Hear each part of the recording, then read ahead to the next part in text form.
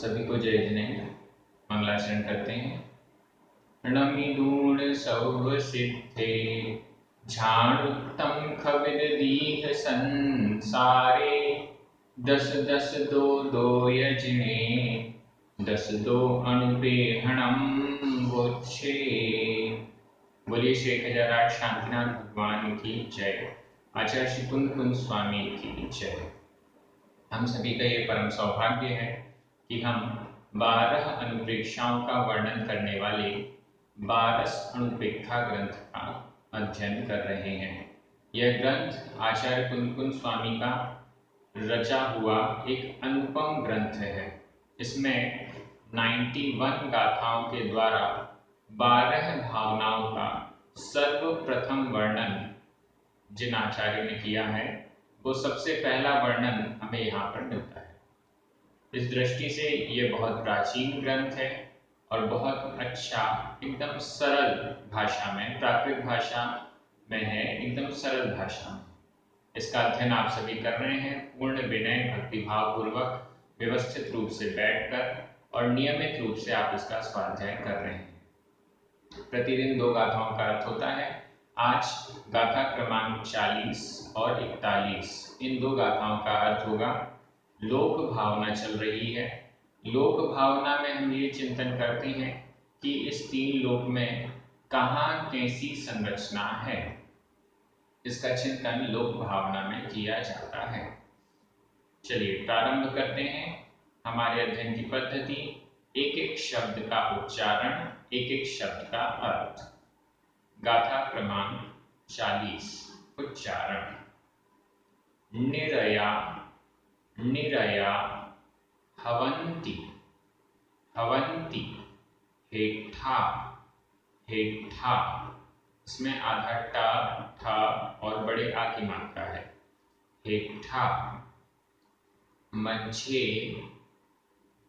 दीवंबुरासदो दीवंबुरासदो संखा दीवंबुरासदो संखा। कई जगह, कई अन्य पुस्तकों में आपको दीवंबुरासयो, 2 की जगह यो, यह शब्द मिलेगा।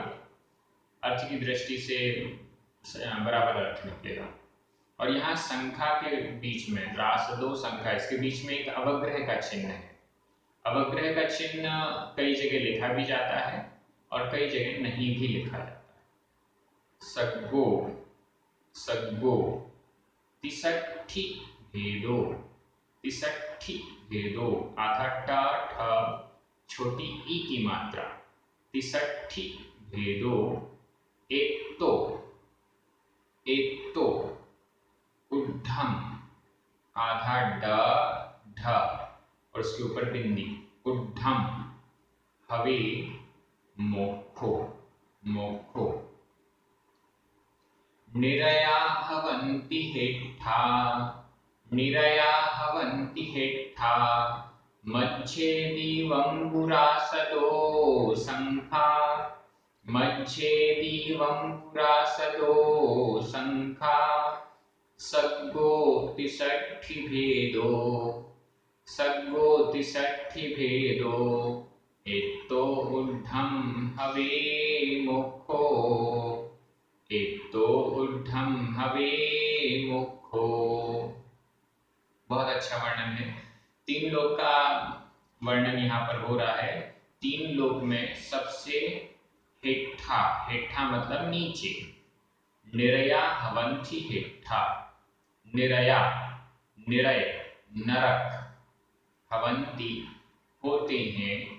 हेठा नीचे। हेठा का अर्थ है नीचे।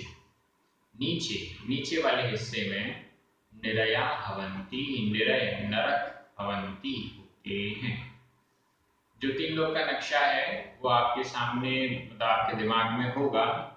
उस 3 लोक के नक्शे में जो नीचे का पार्ट है, उस नीचे के हिस्से में निरया नरक होते हैं। मध्ये दीवंबुरासदो संखा। मध्य में, 3 लोक के मध्य में, मध्य में दीवंबुरासदो संख्या। यहाँ पर संधि विच्छेद देख लीजिए। दीव, अ, अम्बु, आ, छोटा आ और छोटा आ मिलकर बड़ा आ हो गया तो बन गया दीवांगु।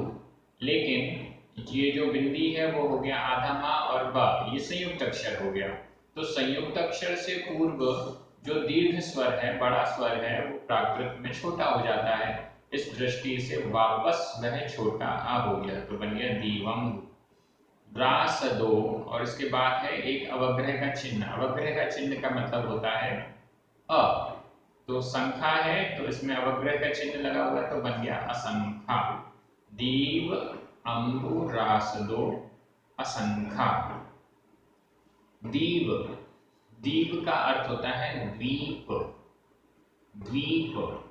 और अम्बु, अम्बु का अर्थ होता है जल, या समुद्र को भी, जलधि को भी अम्बु शब्द से कह दिया जाता है। समुद्र को भी जलधि मतलब समुद्र, तो उसको भी जल कहने से अर्थ ले लिया जाएगा समुद्र का। मध्य, मध्य में, तीन लोक के मध्य में। तीन लोक का जो नक्शा है पुरुषाकार है। एक व्यक्ति अपनी कमर में हाथ रखे और अपने पैरों को फैला ले तो जो आकार बनता है वह तीन लोक का आकार बनता है। तो कमर का जो हिस्सा है वो हुआ मध्य। कमर के हिस्से से नीचे का जो हिस्सा है फैले हुए पैर, वो है अधोलोक, जिसमें कि 7 नरक हैं, 7 नरक हैं। और ये मध्य हो गया, अधो हो गया, मध्य हो गया। मध्य में क्या है? दीव अम्बु रासदो असंख्या। द्वीप और अम्बु की रासदो राशि की अपेक्षा से असंख्या असंख्य। द्वीप और समुद्र, द्वीप समुद्र, द्वीप समुद्र, ऐसे करते करते असंख्यात द्वीप और असंख्यात समुद्र हैं। सबसे बीच में एक द्वीप जिसका नाम है जम्बू द्वीप। इस जम्बू द्वीप को घेरे हुए एक समुद्र जिसका नाम है लवण समुद्र। फिर द्वीप, उस समुद्र को घेरे हुए फिर से एक द्वीप, फिर एक समुद्र, फिर द्वीप, फिर समुद्र, ऐसे करते करते कितने द्वीप हैं? असंख्यात द्वीप हैं, असंख्यात द्वीप हैं और असंख्यात ही समुद्र हैं। तो ऐसे मध्य में दीव अम्बु रासदो, द्वीप और अम्बु की राशि की अपेक्षा से असंख्यात है। असंख्यात का क्या मतलब? ऐसी संख्या, असंख्यात की परिभाषा भी देख लीजिए। असंख्यात का मतलब होता है संख्यात, असंख्यात और अनंत, ये 3 चीजें हो गई। ये सारी परिभाषाएं हैं जो आप नोट कर सकते हैं और आगे जो आप स्वाध्याय करेंगे उसमें आपको काम आएंगे। संख्यात जिसे गिना जा सकता है, असंख्यात जिसे गिना नहीं जा सकता है, और अनंत जिसका अंत नहीं होता है। ये नॉर्मल परिभाषा हुई। अनंत का मतलब जिसमें से हम निकालते जाएं, निकालते जाएं, निकालते जाएं तो भी उसका अंत नहीं हो, वो कहलाता है अनंत। तो संख्यात, असंख्यात, अनंत, ये इसकी नॉर्मल परिभाषा हुई शब्दार्थ के रूप में। इससे सही व्याख्या जो आगम के अनुसार है, संख्यात वह राशि है जिसे मति ज्ञान और शुद्ध ज्ञान के द्वारा जाना जा सकता है। असंख्यात वह राशि है जिसे मति ज्ञान और शुद्ध ज्ञान के द्वारा तो नहीं जाना जा सकता, अवधि ज्ञान और मनःपर्यय ज्ञान के द्वारा जाना जा सकता है। और अनंत वह राशि है जिसे मति ज्ञान, शुद्ध ज्ञान, अवधि ज्ञान, मनःपर्यय ज्ञान, इन चारों ज्ञान से नहीं जाना जा सकता, सिर्फ केवल ज्ञान के द्वारा ही जाना जा सकता है। 3 लोक का जहाँ पर वर्णन आता है तो मन तो बहुत करता है कि इसका बहुत अच्छे से व्याख्या की जाए। नर कहाँ हैं, कैसे हैं, कितने हैं, लंबाई चौड़ाई क्या है, कितने पटल होते हैं उसमें, मध्य लोक में कितने द्वीप समुद्र हैं, मनुष्य क्षेत्र कौन सा है, 2.5 द्वीप क्या कहलाता है, मानुषोत्तर पर्वत क्या है, सुमेरु पर्वत कौन से हैं, नंदीश्वर द्वीप कौन से हैं, और उसमें अकृत्रिम चैत्यालय कहाँ कहाँ पर है, बहुत सारे वर्णन हैं। अंतिम द्वीप, अंतिम समुद्र, अब स्वर्ग का वर्णन है तो 16 स्वर्ग कैसे हैं, इन सब के वर्णन की इच्छा तो बहुत होती है, लेकिन यहाँ पर जितना प्रकरण है उतना ही अर्थ लिया जा रहा है। कभी और ऐसा कोई प्रकरण बनेगा तो जरूर ये सारी चर्चाएं करने का मैं प्रयास करूंगा। दूसरी लाइन में सग्गो तिसठी भेदो, सग्गो, सग्ग यानी स्वर्ग, स्वर्ग तिसठी भेदो, तिसठी, ती मतलब 3, सठ यानी 60, 63, 63 भेदो, भेद वाला, तिसठी भेदो, 63 भेदों वाला, 63 भेदों वाला सग्गो स्वर्ग, एत्तो ऊर्ध्वम हवे मोक्को, इन 63 भेदों वाले स्वर्ग से ऊपर, एत्तो ऊर्ध्वम, एत्तो यानी इससे, ऊर्ध्वम ऊपर, इससे ऊपर, जो ऊर्ध्वलोक का हिस्सा है, ऊर्ध्वलोक के हिस्से में यह 63 भेद वाला स्वर्ग है। अभी 63 भेद कौन से हैं वो अगली गाथा में बताया जाएगा। ऊर्ध्वलोक में नीचे से लेकर ऊपर हम जाते जाएं तो पहले तो 16 स्वर्ग, 16 स्वर्ग हैं, उनके पटल होते हैं। 16 स्वर्गों का एक युगल होता है, दो स्वर्ग का एक युगल हुआ, तो उसमें सबसे पहले सौधर्म और ऐशान, 16 स्वर्गों के नाम, पहला स्वर्ग सौधर्म, दूसरा स्वर्ग का नाम है ऐशान, तो वो एक युगल हुआ, सौधर्म और ऐशान, ये एक युगल। फिर ऐसे पहले दूसरे स्वर्ग का एक युगल, तीसरे चौथे स्वर्ग का एक युगल, ऐसे करके हम 16 स्वर्गों में 8 युगल बन जाएंगे। 16 स्वर्ग, सौधर्म, ऐशान, सानत कुमार, माहेंद्र, ब्रह्म, ब्रह्मोत्तर। इसी प्रकार से आगे चलते जाएं तो सौधर्म, ऐशान, सानत कुमार, माहेंद्र, ब्रह्म, ब्रह्मोत्तर, लांतव, कापिष्ठ, शुक्र, महाशुक्र, आनत, प्राणत, आरण और अच्युत, ये 16 स्वर्ग हो जाएंगे। ये दो दो के रूप से बोले हैं, ये युगल ही रहेगा। इन 16 स्वर्गों के ऊपर होते हैं 9 ग्रैवियक, 16 स्वर्ग हो गए, इसके ऊपर फिर 9 ग्रैवियक, ग्रैवियक इनके 9 भेद होते हैं, 3-3 के जोड़े बन जाएं तो अधोग्रैवियक 3 जोड़े, मध्य ग्रैवियक 3 जोड़े और ऊर्ध्व ग्रैवियक ये 3 जोड़े, टोटल 9 ग्रैवियक हो जाते हैं। और फिर इससे ऊपर 9 अनुदिश, ये एक ही पटल होता है इसका, 9 अनुदिश, और फिर इससे भी ऊपर 5 अनुत्तर विमान, इसका भी एक ही पटल होता है जो सर्वार्थ सिद्धि जिसके सेंटर में है, ऐसे ये 5 अनुत्तर विमान। ये पूरा, इनके पूरे जो पटलों की संख्या है वो हो जाती है 63, जिसकी गणना अगली गाथा में आएगी। ये 63 पटल हो जाएंगे। और फिर इससे ऊपर एक तो ऊर्ध्वम, एक तो यानी इससे ऊर्ध्वम ऊपर, इससे ऊपर हवे होता है मोक्षो, मोक्ष, इससे ऊपर मोक्ष है। मतलब सर्वार्थ सिद्धि का जो विमान है, इससे ऊपर जो लोक का सबसे अंत का भाग है, अंत का हिस्सा है, वहां पर मोक्ष का स्थान है। मतलब जो सिद्ध जीव हैं वो वहां पर विराजमान होते हैं। सिद्ध भगवान का स्थान इस 3 लोक में सबसे ऊपर है। 3 लोक का जो ऊपर वाला हिस्सा है, एकदम टॉप पार्ट, उस टॉप पार्ट पर सिद्ध भगवान यहाँ नीचे मध्य लोक से सिद्ध हुए तो वो सीधे जाकर यहाँ यूं टच हो जाते हैं। अब ये पूरे मतलब जितने भी सिद्ध भगवान हैं वो 45 लाख योजन, जो 2.5 द्वीप है, 2.5 द्वीप मनुष्य क्षेत्र है, इसी मनुष्य क्षेत्र से सिद्ध होते हैं। तो वो 45 लाख योजन का क्षेत्र जो बीच का है उसमें वो सिद्ध क्षेत्र बन जाता है।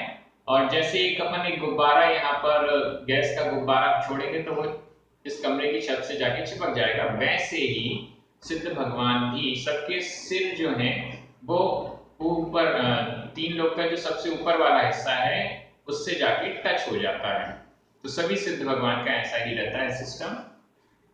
एतो ऊर्ध्वम हवे मोक्षो, इससे ऊपर मोक्ष का स्थान है या सिद्ध भगवान के स्थान है, सिद्ध भगवान वहां पर विराजमान होते हैं, ऐसा समझना चाहिए। इस गाथा की व्याख्या और अर्थ हो गया। मैं एक बार फिर से अर्थ कर रहा हूं। निर्या हवंती हेठा, निर्या नरक, नारकी जीव, नर निर्या का केवल अर्थ है नरक। यहाँ जीवों की चर्चा नहीं, केवल लोक की संरचना की चर्चा है। निर्या नरक, हवंती होते हैं हेठा नीचे, नीचे के हिस्से में नरक होते हैं। हवंती यह वर्तमान काल अन्य पुरुष बहुवचन का इंति प्रत्यय लगा हुआ है। मध्य, मध्य में दीवंबुरास्तो असंख्या, द्वीप और अंबु यानी द्वीप और समुद्र की राशि असंख्यात है। सग्गो 63 भेदो, 63 भेद वाला सग्गो ऊपर है।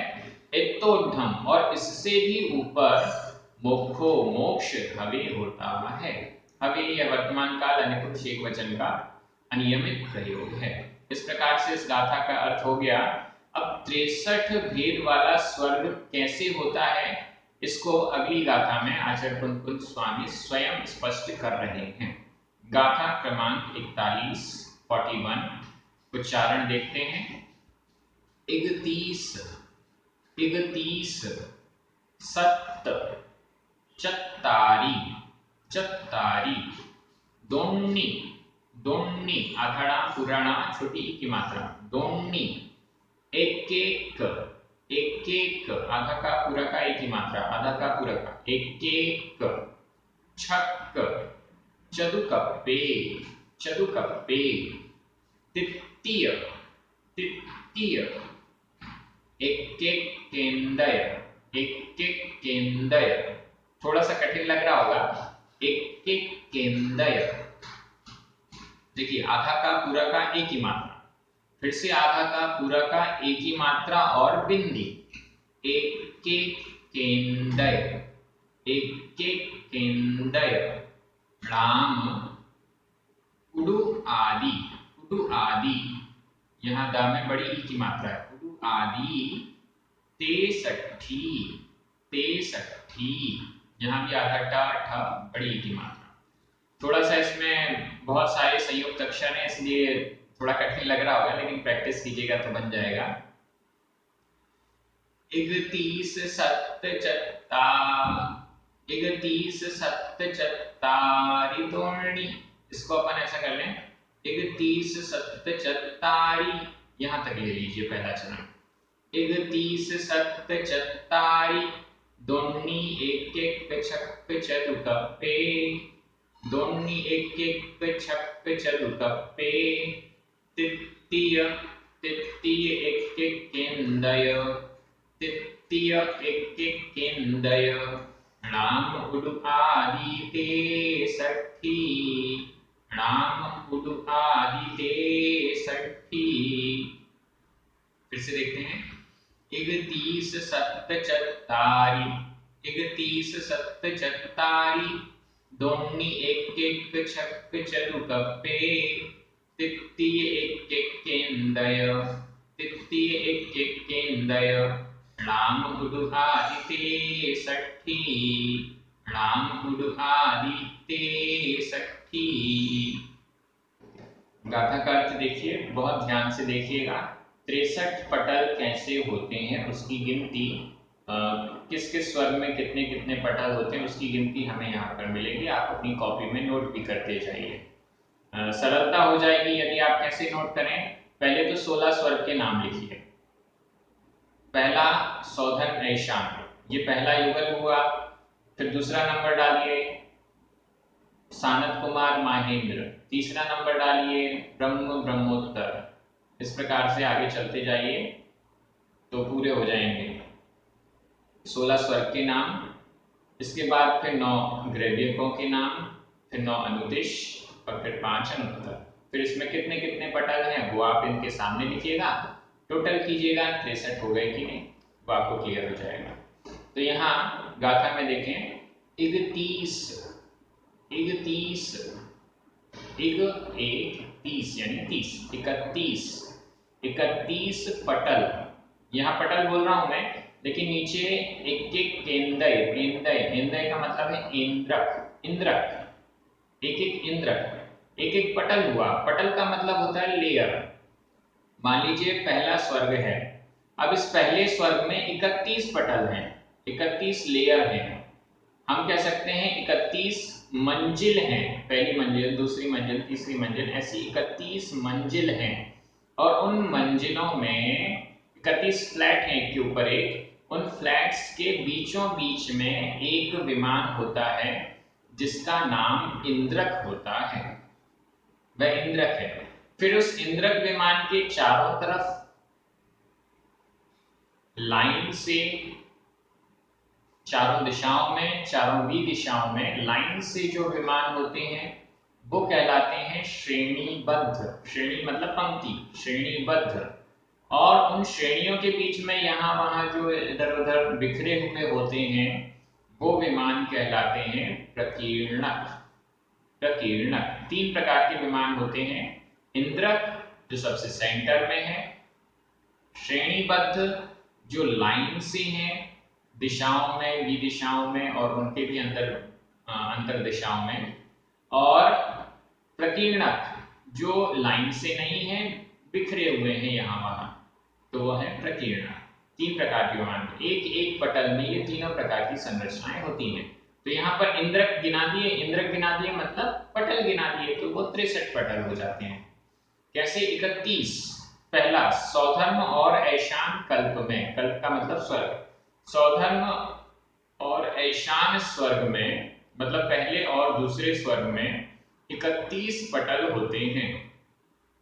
इसके बाद सप्त, सप्त का मतलब है 7, तीसरा और चौथा स्वर्ग, सौधर्म, ऐशान, ये पहला दूसरा हुआ। माहेंद्र, सनत कुमार और माहेंद्र, इसमें 7 पटल होते हैं।